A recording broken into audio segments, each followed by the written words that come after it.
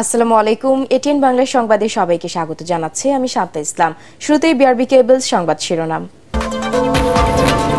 মূল্যস্ফীতিতে সাধারণ মানুষ প্রচণ্ড চাপে, রিজার্ভ না বাড়লে পরিস্থিতি ভালো হবে না বলছেন অর্থনীতিবিদরা।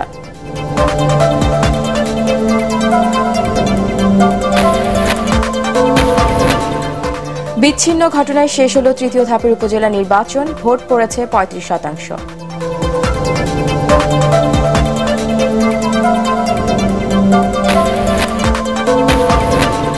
যুদ্ধ নয়, আলোচনার মাধ্যমে সংঘাত সমাধানে বিশ্ব নেতাদের প্রতি আবারও আহ্বান প্রধানমন্ত্রীর।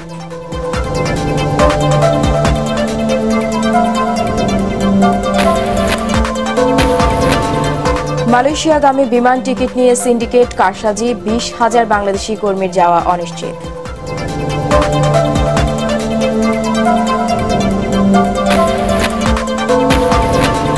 এবং ঢাকা, সিলেট, চট্টগ্রাম সহ দেশের বিভিন্ন এলাকায় মৃদু ভূমিকম্প, উৎপত্তিস্থল মিয়ানমারের মাওলাইকে।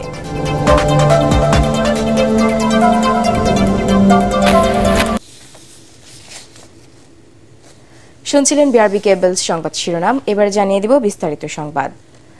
অতি মূল্যস্ফীতির কারণে সাধারণ মানুষ চাপে রয়েছে বলে মনে করেন বিশেষজ্ঞরা। তাদের মতে কয়েক বছরে আয় কমেছে ২৫ ভাগ, অথচ নিত্য প্রয়োজনীয় দাম বেড়েছে ১২ ভাগের বেশি। রিজার্ভ না বাড়লে সহসাই এই পরিস্থিতির উন্নতি হবে না বলে মনে করেন অর্থনীতিবিদরা। রাজধানীর সিরডাপে গণতান্ত্রিক বাজেট আন্দোলনের জনবাজেট সংসদে ভর্তুকি কমিয়ে সামাজিক সুরক্ষায় বরাদ্দ বাড়ানো, তথ্যের ঘাটতি কমিয়ে আনার পরামর্শ দিয়েছেন তারা। শারফুল আলমের রিপোর্ট। নিত্য প্রয়োজনীয় সব পণ্যের দাম চড়া। করোনার পর থেকে নানা অজুহাতে এসব পণ্যের দাম বেড়েছে কয়েক গুণ। এতে কম আয়ের পরিবারে ব্যয় বাড়ছে, ব্যাহত হচ্ছে স্বাভাবিক জীবনযাত্রা, বেড়েছে বিদেশি ঋণ পরিশোধের চাপ, ডলার ও ঋণের সুদহারও। এমন পরিস্থিতির মধ্যেই আগামী সপ্তাহে ২০২৪-২৫ সালের বাজেট আসছে। সীমিত সম্পদের মধ্যেও অপচয় কমিয়ে বৈষম্যহীন বাজেট প্রণয়নের প্রস্তাব জনবাজেট সংসদে। ২-৩ বছর ধরে নিত্য প্রয়োজনীয় পণ্যের মূল্য ১২% হারে বাড়ছে। যারা ওই নিত্য প্রয়োজনীয় পণ্য কেনে তাদের আয় ২০ থেকে ২৪% করে কমে গেছে গত ২ বছর। তাহলে আমাদের বাজেটে আমরা হিমশিম খাচ্ছি। তাহলে এই বাজেটে এটাকে অ্যাড্রেস করা হবে কিনা? যারা আয় করছে ডলার, যদি তারা ডলারটা দেশে রাখতো তাহলে রিজার্ভ এতটা ফল করতো না।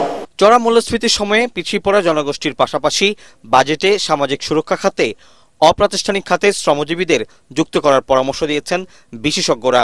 রেশনিং ব্যবস্থায় আরও বেশি প্রান্তিক জনগোষ্ঠীকে অন্তর্ভুক্ত করে আর্থিক খাতের সংস্কারের তাগিদ দিয়েছেন তারা। খাদ্য মূল্যস্ফীতি আমরা প্রায় গড়ে মূল খাদ্যপণ্যের ক্ষেত্রে ৩০ থেকে ৩৫% পেয়েছি। এটা আসলে মাত্র এই ৯-১০% থাকার কথা না। সুতরাং এই যে বাংলাদেশের সাধারণ মানুষ যে অতি মূল্যস্ফীতির একটা চাপের ভিতরে রয়েছে, সেটি কিন্তু সরকারের ডকুমেন্টে কিন্তু সেটা প্রপারলি রিফ্লেক্ট হচ্ছে না। আমরা কি আসলে এই ধরনের কাঠামো দিয়ে কি দরিদ্র মানুষের সামগ্রিক উন্নয়নকে ভাবছি, নাকি না আসলে দরিদ্র মানুষের সামগ্রিক উন্নয়নের জন্য আরো অন্য কিছু ব্যাপক ভিত্তিক উদ্যোগ নেবার দরকার রয়েছে? এখনকার পরিস্থিতিতে লোন করে লোন পরিশোধ হবে না, লোন করে আগের লোনের সুদ পরিশোধ করা যেতে পারে। মেগা প্রজেক্ট থেকে মেগা আয় হয়েছে এমন কোন প্রজেক্ট মনে হয় আমাদের চোখে পড়লো না। এই অর্থ ব্যবস্থাটা গুটি কয়েক ব্যবসায়ী এবং আমলাদের স্বার্থ আর গুটি কয়েক রাজনীতিবিদের স্বার্থে পরিচালিত হচ্ছে। কর্মসংস্থান হয় এমন প্রকল্পে বরাদ্দ বাড়ানোর পাশাপাশি নিত্য প্রয়োজনীয় পণ্যের দাম কমিয়ে আনতে সরকারের উদ্যোগের কথা উঠে আসে জনবাজেট সংসদের আলোচনায়। আমরা আগাতে পারি সেই বই। শারফুল আলম, এটিএন বাংলা, ঢাকা। আপনার দ্রব্যের দাম বেড়ে যাচ্ছে। বড় ধরনের সহিংসতা ছাড়াই শেষ হলো তৃতীয় ধাপে ২৭ উপজেলায় ভোট গ্রহণ। তবে এই ধাপের ভোটার উপস্থিতি ছিল কম। জাল ভোটের অভিযোগে ফেনীতে সহকারী প্রিজাইডিং অফিসার সহ ১০ জনকে আটক করেছে পুলিশ। সুনামগঞ্জের দোয়ারায় ধারালো অস্ত্রসহ এক প্রার্থীর এজেন্টকে আটক করা হয়েছে। এছাড়া ভোট নেওয়ার সময় মারা গেছেন হবিগঞ্জের উমেদনগরের একজন সহকারী প্রিজাইডিং। রিপোর্টে জানাচ্ছেন মাহবুব কবির চাপল। ঘূর্ণিঝড় রিমালের ধাক্কা কাটিয়ে চট্টগ্রামে ভোট দিতে আসেন ৬০ এই নারী। গায়ের জোর না থাকলেও মনের জোরে নাগরিক দায়িত্ব পালন করেন তিনি। তবে তার মতো ভোটের আগ্রহ দেখা যায়নি অনেক ভোটারের মধ্যেই। চট্টগ্রামের আনোয়ারা উপজেলার একটি কেন্দ্রে দুই প্রার্থীর সমর্থকদের মধ্যে হাতাহাতি হয়। এতে কিছুটা উত্তেজনা দেখা দেয়। ফেনীর পিটিআই কেন্দ্রে জাল ভোট দেওয়ার সময় আটক হন সহকারী প্রিজাইডিং অফিসার। ৩৯ উপজেলায় একই অপরাধে আটক করা হয় প্রার্থীর এজেন্ট সহ ১০ জনকে। সোনাগাজীতে ভোট দিয়ে ব্যালট পেপারের ছবি ফেসবুকে শেয়ার করেন উপজেলা ছাত্রলীগের যুগ্ম সম্পাদক ইয়াকুব আলী মিশুক। এতে আলোচনার সৃষ্টি হয়। তার বিরুদ্ধে কোনো ব্যবস্থা না নেওয়ায় প্রশ্ন ওঠে রিটার্নিং কর্মকর্তার ভূমিকা নিয়ে। সুনামগঞ্জের দোয়ারায় ধারালো ছোড়া সহ এক এজেন্টকে আটক করেছে পুলিশ, তবে কোনো হতাহতের ঘটনা ঘটেনি। জামালপুরের মেলান্দহ ও মাদারগঞ্জ উপজেলায় ভোট নেওয়া হয় ইভিএমে। নতুন পদ্ধতির সাথে মানিয়ে নিয়ে ভোট দিয়েছেন ভোটাররা। বগুড়া সদরে ভাইস চেয়ারম্যান প্রার্থী ইফতারুল ইসলাম মামুনের প্রতীকের সাথে ব্যালট পেপারের প্রতীকের মিল না থাকায় এই পদে নির্বাচন স্থগিত করা হয়েছে। নওগাঁর রানীনগর ও আত্রাই উপজেলায় শান্তিপূর্ণ পরিবেশে ভোট নেওয়া হয়, তবে উপস্থিতি ছিল কম।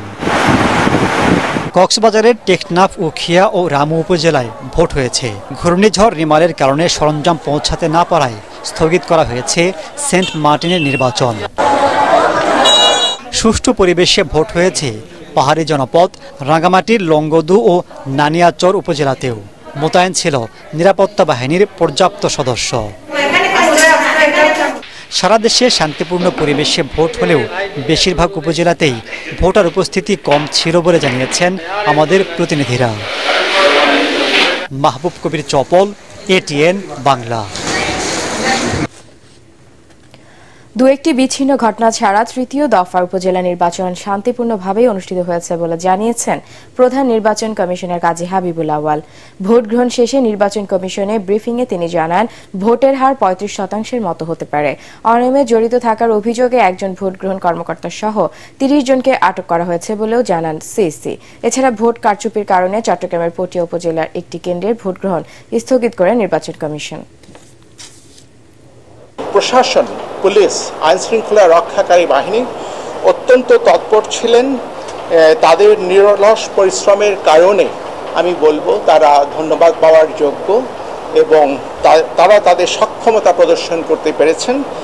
প্রায় বলতে গেলে ২-৪টি অনভিপ্রেত ঘটনা ছাড়া সাধারণভাবে নির্বাচন যথেষ্ট শান্তিপূর্ণভাবে হয়েছে।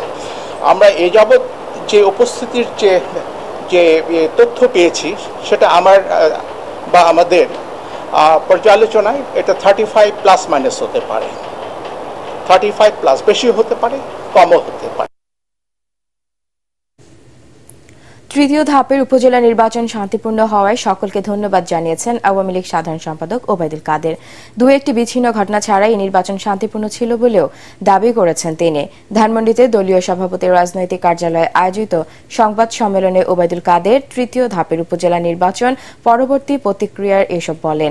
বিরোধী দলের অব্যাহত মিথ্যাচারের কারণে উপজেলা নির্বাচন সফল করা চ্যালেঞ্জ ছিল জানিয়ে আওয়ামী লীগ সাধারণ সম্পাদক বলেন, তারা আন্দোলন ও নির্বাচন ঠেকাতে ব্যর্থ হয়ে ক্লান্ত হয়ে পড়েছে।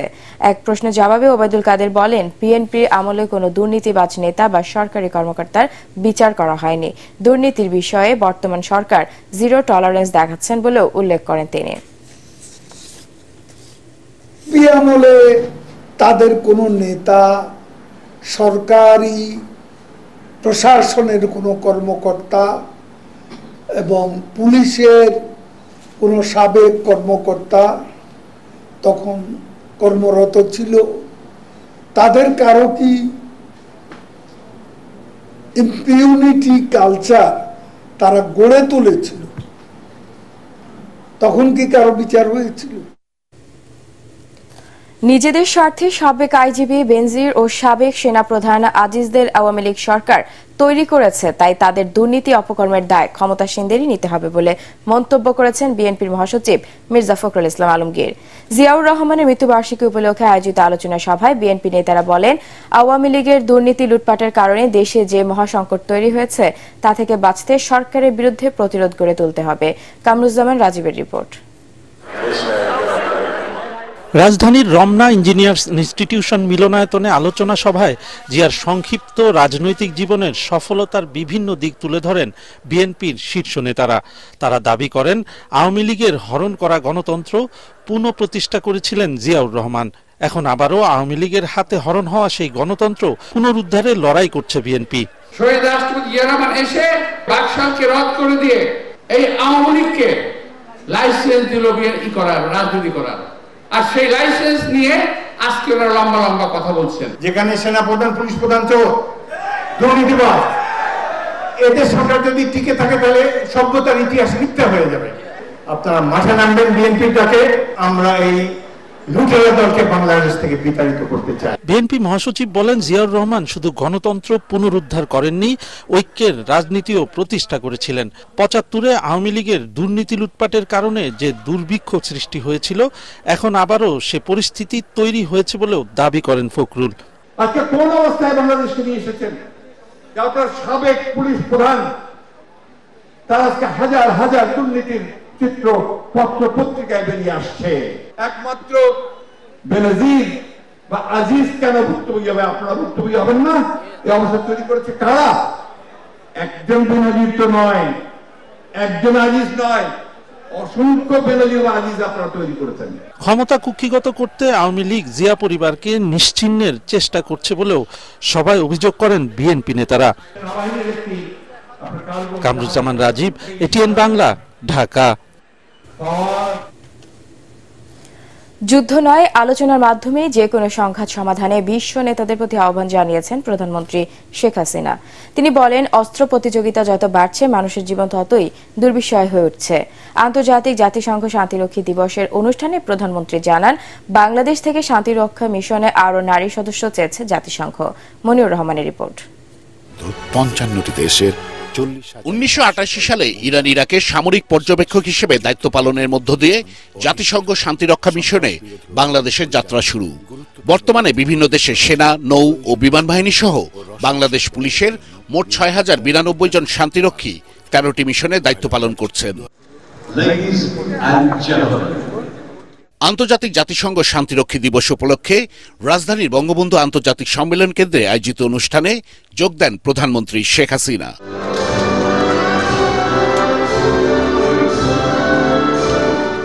শুরুতে শহীদ শান্তিরক্ষীদের স্মরণে ১ মিনিট নীরবতা পালন করা হয়। শান্তি মিশনে দায়িত্ব পালনকালে আহত ৩ শান্তিরক্ষীর হাতে সম্মাননা পদক তুলে দেন প্রধানমন্ত্রী।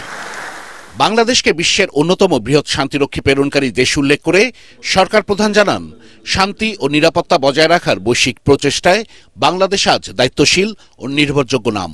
যে সমস্ত দেশে আমাদের শান্তিরক্ষী বাহিনী কাজ করছে, তাদের রাষ্ট্রপ্রধান, সরকার প্রধান বা মন্ত্রীদের সাথে দেখা হয়, প্রত্যেকেই আমাদের শান্তিরক্ষীদের ভূয়সী প্রশংসা করেন। আর এই প্রশংসা শুনে সত্যি আমার গর্বে বুক ভরে যায়। প্রযুক্তির সাম্প্রতিক প্রসার ও অগ্রযাত্রার সাথে সাথে শান্তিরক্ষীদের প্রতিনিয়ত নতুন হুমকি মোকাবেলা করতে হচ্ছে বলে জানান প্রধানমন্ত্রী। এ সময় শান্তিরক্ষা মিশনে বাংলাদেশি নারী শান্তিরক্ষীদের সংখ্যা বাড়াতে জাতিসংঘের আবেদনের কথা জানান তিনি। এখন সবথেকে বেশি দাবি আসছে নারী শান্তিরক্ষীদের প্রেরণ করবার, এবং জাতিসংঘের সেক্রেটারি জেনারেল নিজেই আমাকে এটা বলেছেন যে আমরা যেন আরো বেশি করে নারী শান্তিরক্ষী প্রেরণ করি। অস্ত্র তৈরি ও প্রতিযোগিতার পেছনে অর্থ ব্যয় না করে জলবায়ুর অভিঘাত থেকে রক্ষা এবং শিশুদের কল্যাণে কাজ করতে বিশ্ব নেতাদের আহ্বান জানান প্রধানমন্ত্রী।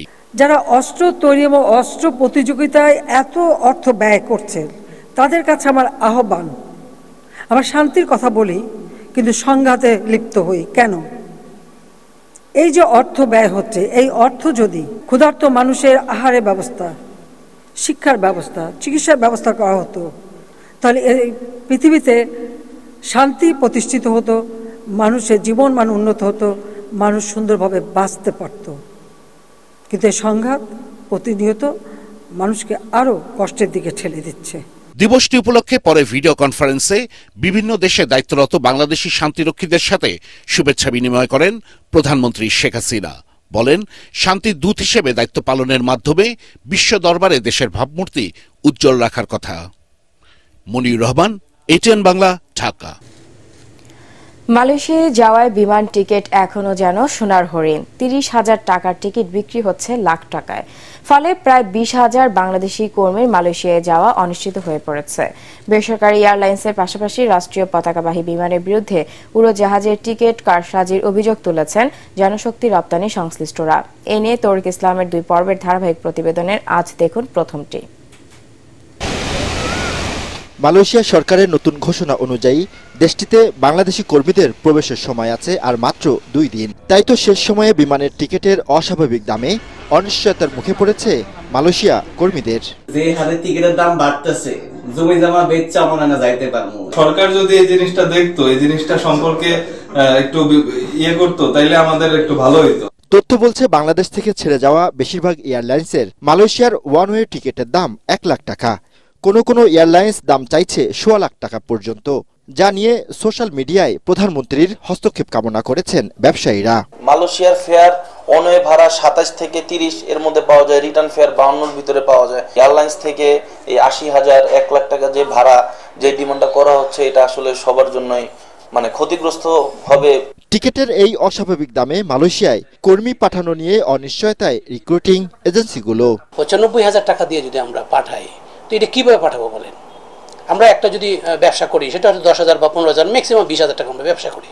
তো সেই ক্ষেত্রে এই 20,000 টাকাও যদি আমি প্লাস করি, তাহলে তারপরেও তো আর 50-60,000 টাকা আমাদের বাকি থেকে যায়। তো এই 50-60,000 টাকা কে দিবে বলেন? টিকিটের এমন কারসাজি খতিয়ে দেখার পরামর্শ আটাব সভাপতির। ভাড়া বাড়ার একটা সীমা থাকা উচিত, একটা লেভেল থাকা উচিত।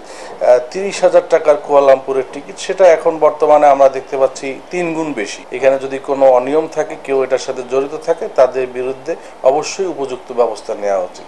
টিকিটের চাহিদাকে পুঁজি করে এয়ারলাইন্স কোম্পানিগুলোর এমন অনিয়ম তদারকি দাবি জানিয়েছে অভিবাসন বিশ্লেষক হাসান আহমেদ চৌধুরী কিরণ। টিকিট এর দাম বাড়বার ক্ষেত্রে যে অরাজকতা চলছে দীর্ঘদিন থেকে, সেক্ষেত্রে কিন্তু আমরা কোনো সংস্থাকে আমরা দেখিনি এখনো পর্যন্ত আইনগত ব্যবস্থা গ্রহণ করতে। এবং যতক্ষণ পর্যন্ত আমাদের টিকিটের দামটাকে নিয়ন্ত্রণ করা সম্ভব না হবে, শুধুমাত্র রিক্রুটিং এজেন্সির উপর দায়ভার দিয়ে যে যারা বিদেশি কর্মী প্রেরণ করে তারা টাকা বেশি নেয়, সেটা দিয়ে কিন্তু আমরা এই দায় এড়াতে পারবো না। তবে টিকিটের দাম বৃদ্ধি নিয়ে কারসাজির অভিযোগ অস্বীকার করেছে বিমান। এয়ারলাইন্সের ভাড়া কোনোটা কিছু ফিক্সড না, এটা টাইম ডিমান্ডের উপরে, টাইমের উপরে, ডেস্টিনেশনের উপরে, অনেকগুলো মানদণ্ডের উপরে ডিপেন্ড করে এই ভাড়াগুলো আপনার নির্ধারণ করা হয়। কোনো এজেন্সিকে আমরা দিচ্ছি না, আমরা যখনই ওপেন করতেছি সবাইকে করা হয়, অবহিত করা হয় যে এখন ওপেন আছে, আপনারা নিতে পারেন। দ্রুত সমন্বয় করে বিমান ভাড়া না কমালে মালয়েশিয়ায় বাংলাদেশে কর্মী পাঠানো সংকটে পড়তে পারে বলেও মনে করেন এ খাতের ব্যবসায়ীরা। তরিক ইসলাম, এটিএন বাংলা, ঢাকা। ঢাকা, সিলেট, চট্টগ্রাম সহ দেশের বড় অংশ জুড়ে মৃদু ভূমিকম্প অনুভূত হয়েছে। তাৎক্ষণিকভাবেই এতে ক্ষয়ক্ষতির খবর পাওয়া যায়নি। এই ভূমিকম্পের উৎপত্তিস্থল ঢাকা থেকে 450 কিলোমিটার দূরে মিয়ানমারের মাওলাইকে। রিক্টার স্কেলে এর মাত্রা ছিল 5.6। ভারতের ন্যাশনাল সেন্টার ফর সিসমোলজির তথ্য অনুযায়ী মিয়ানমারের স্থানীয় সময় সন্ধ্যা 6টা43 এই ভূমিকম্প হয়। এর কেন্দ্র ছিল ভূপৃষ্ঠের 110 কিলোমিটার গভীরে। ভূমিকম্পের কেন্দ্র চট্টগ্রাম থেকে মাত্র 220 কিলোমিটার দূরে হওয়ায় সেখানে ভূকম্পন বেশি অনুভূত হয়।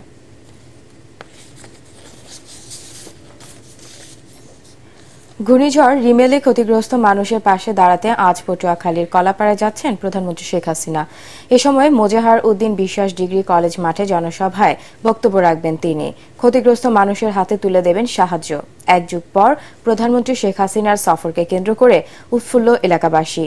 উপকূলীয় জেলা পটুয়াখালীর কলাপাড়ায় রোববার রাতে 120 কিলোমিটার গতিতে আঘাত হানে ঘূর্ণিঝড় রেমাল। এতে উপকূলীয় এলাকায় অন্তত 16 জন নিহত এবং ব্যাপক ক্ষয়ক্ষতি হয়। এখন থেকে বাণিজ্যিক ভবন নির্মাণে যথাযথ কর্তৃপক্ষের অনুমোদন যাচাই বাছাইয়ের পর চূড়ান্ত অনুমোদন দেওয়া হবে বলে জানিয়েছেন প্রধানমন্ত্রী শিল্প ও বিনিয়োগ বিষয়ক উপদেষ্টা সালমান এফ রহমান। কল কারখানা, শিল্প ও বাণিজ্যিক প্রতিষ্ঠানের নিরাপদ কর্মপরিবেশ নিশ্চিতে গঠিত জাতীয় কমিটির বৈঠক শেষে সাংবাদিকদের এসব কথা বলেন তিনি। ফজলে রাব্বির রিপোর্ট। কলকারখানা, শিল্প ও বাণিজ্যিক প্রতিষ্ঠানে দুর্ঘটনা রোধ ও নিরাপদ কর্মপরিবেশ নিশ্চিতে গঠিত জাতীয় কমিটির এই বৈঠকে ছিলেন স্বরাষ্ট্রমন্ত্রী, শিল্পমন্ত্রী, স্থানীয় সরকার মন্ত্রী, বাণিজ্য প্রতিমন্ত্রী ও ঢাকা উত্তর সিটি কর্পোরেশনের মেয়র সহ বিভিন্ন পর্যায়ের কর্মকর্তারা। 2 ঘন্টারও বেশি সময় ধরে চলা বৈঠকে সর্বোচ্চ অগ্রাধিকার দিয়ে আলোচনা হয় শ্রমিক কর্মচারীদের জীবন ও বাণিজ্যিক ভবনের নিরাপত্তা নিয়ে। প্রফেশনাল বডিগুলি যেটা আছে, ধরেন ইনস্টিটিউট অফ আর্কিটেকচার, তারপর ইনস্টিটিউট অফ ইঞ্জিনিয়ার, তারা কিন্তু তাদের একটা লিস্ট দিয়ে দিবে তাদের অথরাইজড কারা আছে, স্ট্রাকচারাল ইঞ্জিনিয়ার, ইলেকট্রিক্যাল ইঞ্জিনিয়ার, আপনার প্লাম্বিং, এমইপি, মেকানিক্যাল, ইলেকট্রিক্যাল, ওদের লিস্ট দিবে। এবং ডিসি যারা যখন দিবেন তারা দেখবে যে প্ল্যানগুলি দিয়েছে, যারা এই তালিকাভুক্ত যারা আছেন তাদের সই আছে কিনা যে ডিজাইনে, তারপরে তারা প্ল্যানটা পাস করবে। সাম্প্রতিক সময়ে সাবেক আইজিপি বেনজির আহমেদের দুর্নীতি এবং সাবেক সেনাপ্রধান অবসরপ্রাপ্ত জেনারেল আজিজ আহমেদের অনিয়মে সরকার বিব্রত কিনা এমন প্রশ্নের জবাবে প্রধানমন্ত্রীর উপদেষ্টা বলেন, আইন লঙ্ঘনকারীদের সরকার কোনো সুরক্ষা দিচ্ছে না, তাই বিব্রত হওয়ার কিছু নেই। যদি কেউ আইন ভঙ্গ করে থাকে তাহলে আইন অনুযায়ী ব্যবস্থা নেওয়া হবে। এখানে কিন্তু সরকারের কোন রকমের কোনো এম্বারেসমেন্টের আমি কিন্তু বিশ্বাস করি না হবে। আইন তার নিজের গতিতে চলবে। এই লোকটা যতই ইনফ্লুয়েন্সিয়াল হোক না কেন, সরকার কিন্তু কোন রকম প্রোটেকশন কাউকে দেওয়া হবে না। এ সময় সংসদ সদস্য আনোয়ারুল আজিম হত্যাকাণ্ডের বিষয়ে কোনো মন্তব্য না করে তিনি বলেন, এমন ঘটনায় তিনি শোকাহত। ফজলে রাব্বি, এটিএন বাংলা, ঢাকা। পার্টেক্স খেলার খবর।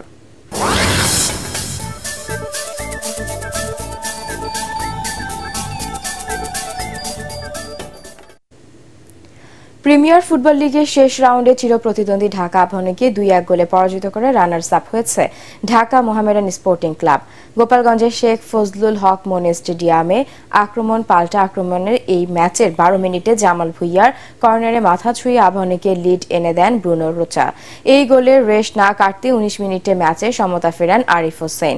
দ্বিতীয়ার্ধের ব্যবধান বাড়াতে চেষ্টা করতে থাকে দুই দল। অবশেষে 89 মিনিটে আরিফ দ্বিতীয় গোল করে মোহামেডানের জয় নিশ্চিত করেন। এতে 18 ম্যাচে 35 পয়েন্ট নিয়ে রানার্স আপ হল মোহামেডান। আর আগেই লিগ শিরোপা ঘরে তুলেছিল বসুন্ধরা কিংস। খারাপ সময়ে দর্শক সমর্থকদের দলের পাশে থাকার অনুরোধ করেছেন বাংলাদেশ ক্রিকেট দলের অধিনায়ক নাজমুল হোসেন শান্ত। বিশ্বকাপ উপলক্ষে বিসিবি প্রকাশিত এক ভিডিও বার্তায় তিনি বলেন, নিজেদের সামর্থ্য অনুযায়ী সেরাটা দিতে পারলেই বিশ্বকাপে ভালো করবে তার দল। এস এম আশরাফের রিপোর্ট। পারফরমেন্স দিয়েই নিজেকে দলের অন্যতম সদস্য বানিয়েছেন নাজমুল হোসেন শান্ত। 2023-এ ওয়ানডেতে 42 গড়ে 992 রান, 55 গড়ে, টেস্টে 440 আর টি-20-তে তার রান ছিল 32 গড়ে 218। এমন ধারাবাহিকতার কারণেই তাকে 3 ফরম্যাটে অধিনায়ক করে নির্বাচকরা। তবে বিশ্বকাপের আগে ফর্ম হারিয়েছেন শান্ত। সামনের দিনগুলোতে তাই কঠিন পরীক্ষা অপেক্ষা করছে। খুব বেশি ক্যাপ্টেন হওয়া নিয়ে যে অনেক বেশি দায়িত্ব বেড়ে গেছে, জিনিসটা এভাবেও চিন্তা করতে চায় না।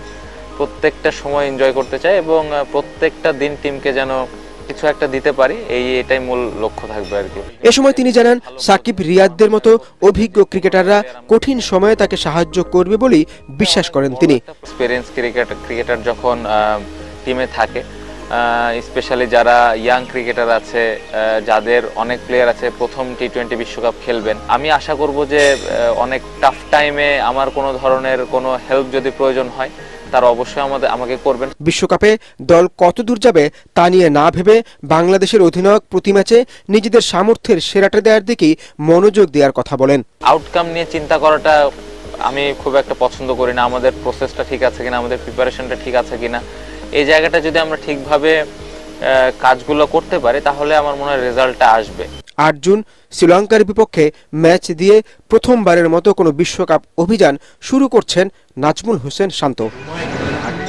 S M Ashraf, ATN Bangla. শেষ করার আগে বিআরবি কেবল সংবাদ শিরোনাম আরো একবার। মূল্যস্ফীতিতে সাধারণ মানুষ প্রচন্ড চাপে, রিজার্ভ না বাড়লে পরিস্থিতি ভালো হবে না বলছেন অর্থনীতিবিদরা।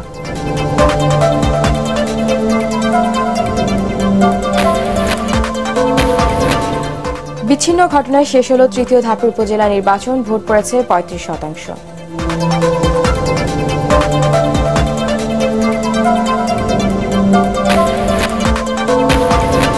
যুদ্ধ নয়, আলোচনার মাধ্যমে সংঘাত সমাধানে বিশ্ব নেতাদের প্রতি আবারও আহ্বান প্রধানমন্ত্রীর।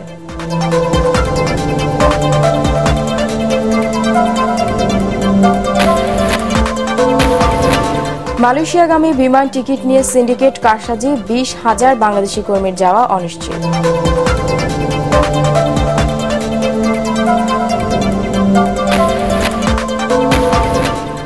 এবং ঢাকা, সিলেট, চট্টগ্রাম সহ দেশের বিভিন্ন এলাকায় মৃদু ভূমিকম্প, উৎপত্তিস্থল মিয়ানমারের মাওলাইকে।